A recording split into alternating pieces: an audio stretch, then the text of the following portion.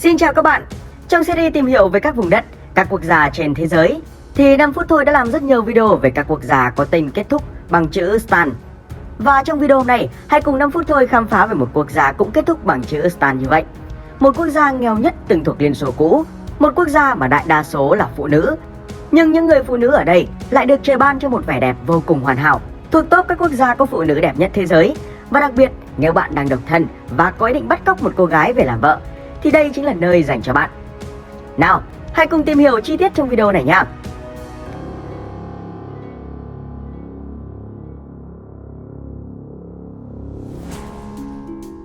Tajikistan, có tên đầy đủ là Cộng hòa Tajikistan, là một quốc gia không giáp biển nằm ở Trung Á.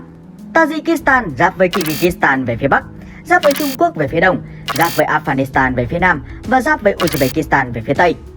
Với diện tích là 143.100 km², Tajikistan là nơi sinh sống của khoảng 9.836.000 người, xếp hạng thứ 93 về dân số thế giới. Trong đó người Tajik là nhóm sắc tộc chính, chiếm 84,3% dân số. Tiếp đến là người Uzbek, chiếm 12,2% dân số. Người Kyrgyz và người Nga lần lượt chiếm khoảng 0,8 và 0,5% dân số. Phần còn lại là các nhóm dân tộc khác. Ngôn ngữ chính của người Tajikistan là tiếng Tajik. Tuy nhiên, tiếng Nga được sử dụng rộng rãi trong kinh doanh và trong hoạt động của chính phủ. Đa số người dân ở đây đều theo đạo Hồi, chủ yếu là theo dòng Hồi giáo Sunni.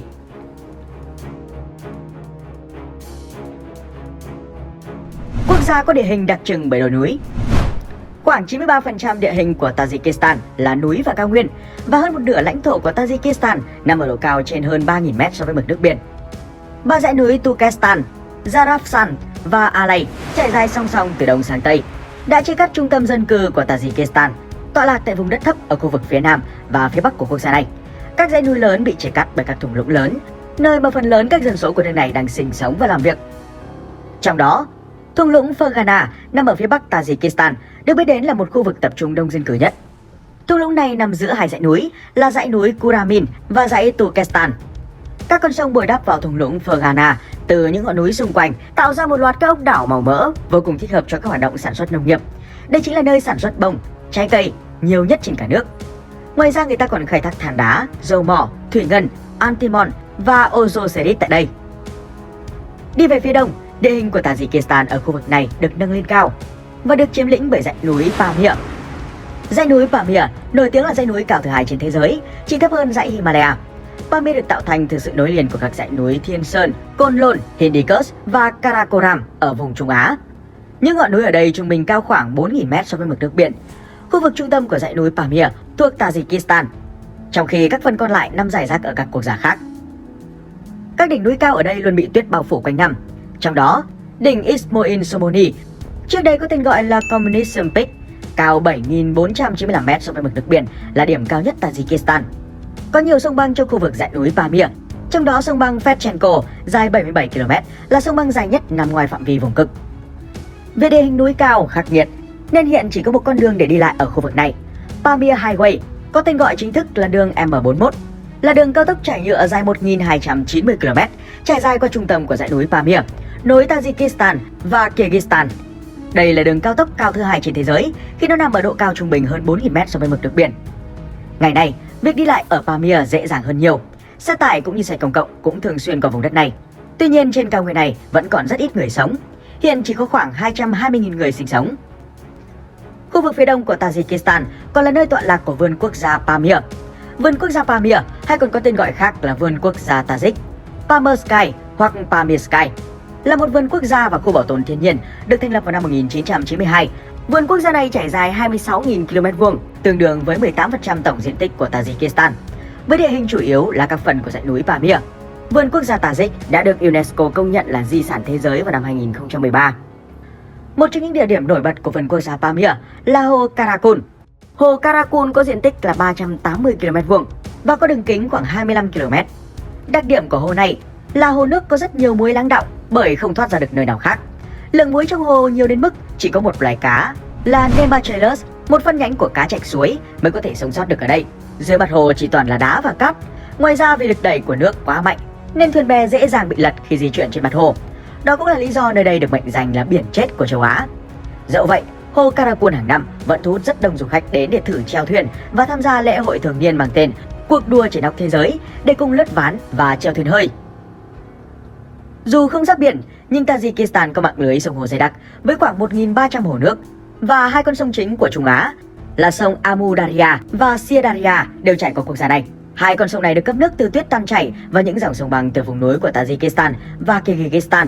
Được biết, có hơn 900 con sông ở Tajikistan dài hơn 10 km.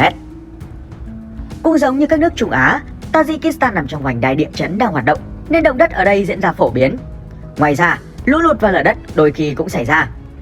Nhìn chung, khí hậu của Tajikistan mang tính lục địa và thay đổi theo độ cao. Ở các khu vực thung lũng có khí hậu ổn đới ấm, mùa hè nóng và khô, nhiệt độ trung bình dao động từ 27 độ C đến 30 độ C. Lượng mưa hàng năm dao động từ 100 đến 250 mm. Các khu vực cao nguyên và vùng núi, nhiệt độ trung bình vào mùa đông là âm 20 độ C và đôi khi còn giảm xuống âm 46 độ C. Ở các khu vực này, lượng mưa hàng năm chỉ dao động từ 50 mm đến 7 mm và hầu như đều rơi vào mùa hè. Sự đa dạng về địa hình và khí hậu đã tạo cho Tajikistan có hệ thực vật vô cùng đa dạng. Ước tính có 1.132 loài thực vật chỉ được tìm thấy ở Tajikistan. Hệ động vật của đất nước này cũng rất phong phú và đa dạng. Tajikistan là nơi sinh sống của 49 loài cá, 2 loài lưỡng cư, 44 loài bò sát, 10.000 loài động vật không xương sống và 85 loài động vật có vú. Trong số đó, có những loài quý hiếm như cừu Marco Polo, hươu đại hạ hay còn gọi là hươu Bukhara, linh dương bướu giáp, có tên khoa học là Gazella subculturosa, báo tuyết.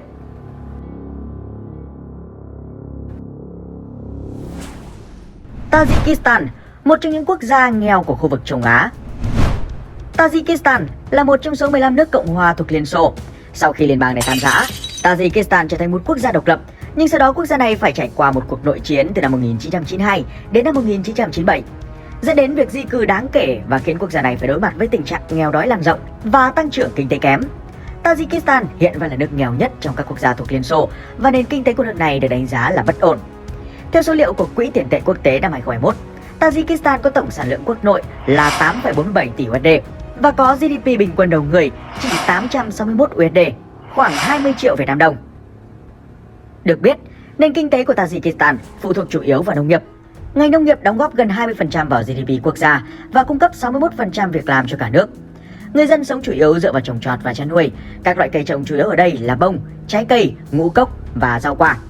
Được biết, bông là mặt hàng xuất khẩu chính của Tajikistan.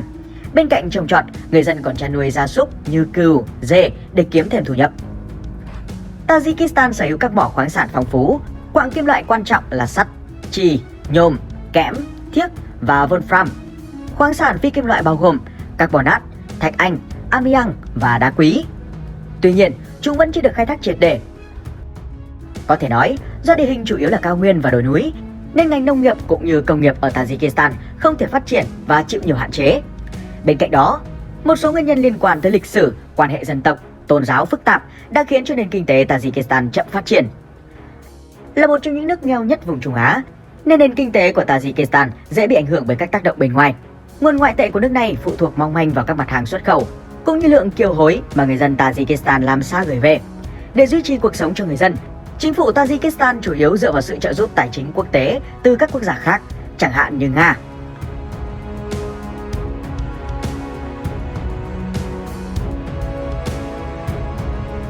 Vậy các bạn có cảm thấy tò mò về cuộc sống của người dân tại Tajikistan như thế nào không?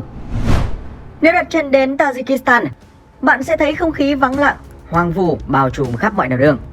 Có lẽ khác biệt với khung cảnh khô cằn, đơn sơ của một số nơi nhất chính là thủ đô Dushanbe, đồng thời cũng là thành phố lớn nhất của Tajikistan. Khi mà cả thành phố tràn ngập màu xanh của cây cối với tổng diện tích là 203,2 km². Đây là nơi sinh sống của khoảng 864.000 người.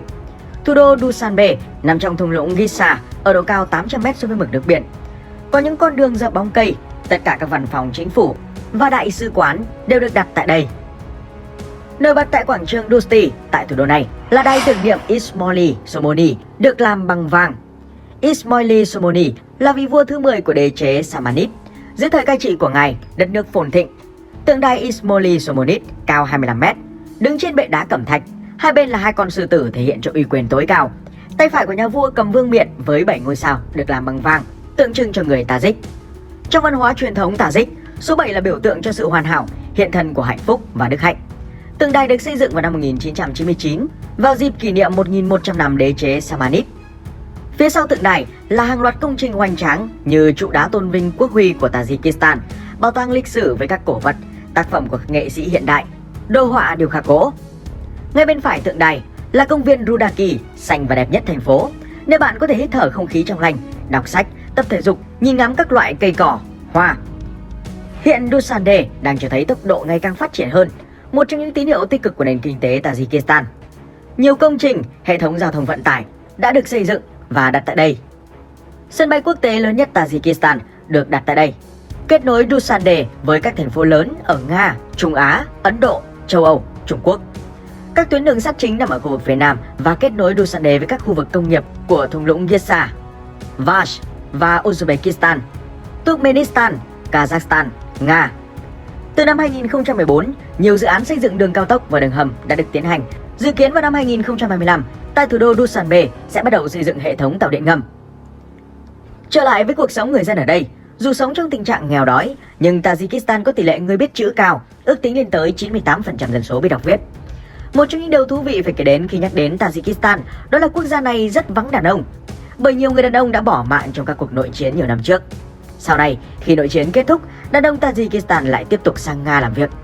Ước tính có khoảng 1,5 triệu người đàn ông Tajikistan tới Nga tìm việc để làm nuôi sống bản thân và gia đình vì khủng hoảng thất nghiệp nơi quê nhà, nơi mà họ dù cố gắng làm việc tới mức nào cũng không thể đủ ăn đủ mặc. Chính vì lẽ đó, Tajikistan trở thành một đất nước chỉ toàn phụ nữ.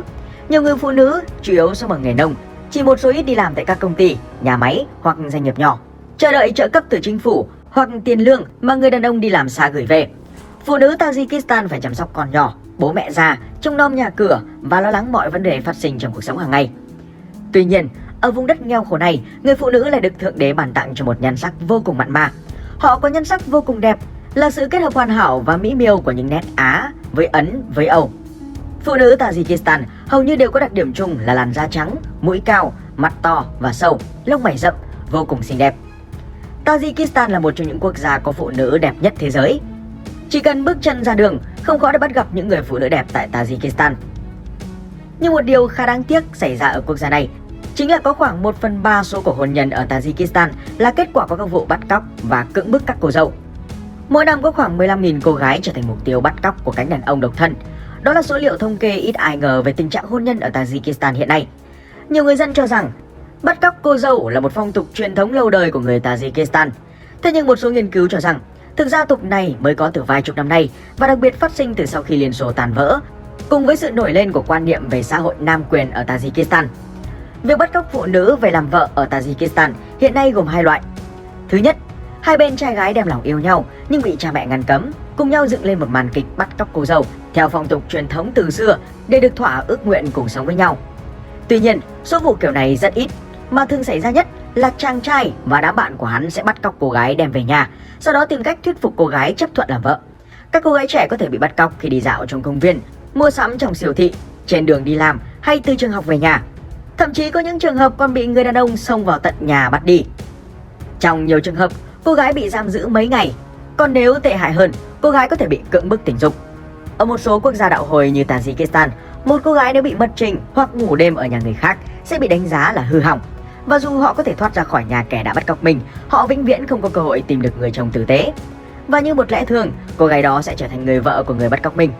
Ước tính có khoảng 80% phụ nữ đành cam chịu, chấp nhận sự an bài số phận một cách bất lực. Hiện chính phủ Tajikistan đang nỗ lực tìm kiếm cách chấm dứt hành vi bắt cóc phụ nữ về làm vợ, núp bóng dưới phong tục truyền thống khi nó đang ngày càng nghiêm trọng ở quốc gia Trung Á này. Bỏ qua những thông tin tiêu cực trên thì ngoài phụ nữ đẹp, sẽ thật đáng tiếc nếu nhiều khách du lịch không biết đến ẩm thực Tajik.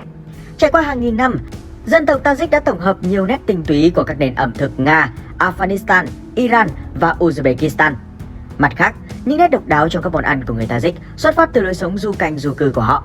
Hai điều này kết hợp lại tạo ra những món ăn ngon ít nơi nào trên thế giới sánh bằng.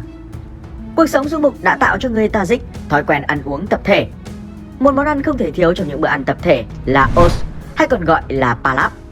Os thực tế là cơm rang với cà rốt, củ cải và những miếng thịt thái vuông. Món ăn quan trọng đến mức các làng quê còn có cả người chuyên làm os cho những buổi tiệc, gọi là ospas. Các ospas luôn cẩn trọng giữ gìn công thức nấu os. Ở nhiều địa phương, khi ospas đã nổi lửa dưới quazan, một loại chảo lòng sâu, thì không ai được phép lại gần bếp.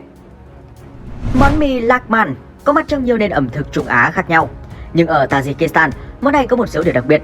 Thứ nhất, họ dùng nước muối để ngâm sợi mì vừa mới lăn. Thứ hai, sau khi đã xào các loại nguyên liệu, rau củ, hành và thịt bò với nhau, đầu bếp Tajik sẽ đổ sữa chua lên bát mì. Cái chua và cay hòa vào vị béo giúp món mì khiến người ăn không bị ngán. Ngoài ra, người Tajik còn có hơn chục loại bánh mì khác nhau. Trong đó, món bánh được nhiều du khách tìm mua nhất là fatia maska. Từng lớp bánh mì thật mỏng gọi là fatia được xếp chồng lên nhau với bơ ghi, thịt dưa hấu và nho đã bóc vỏ trước khi đem nướng. Và đây là một loại bánh mì được đánh giá là giàu dinh dưỡng.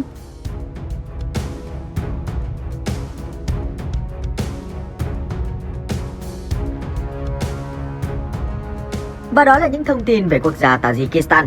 Nếu thích video này, các bạn hãy nhấn thích và đăng ký kênh cho tụi mình nha. Xin chào và hẹn gặp lại!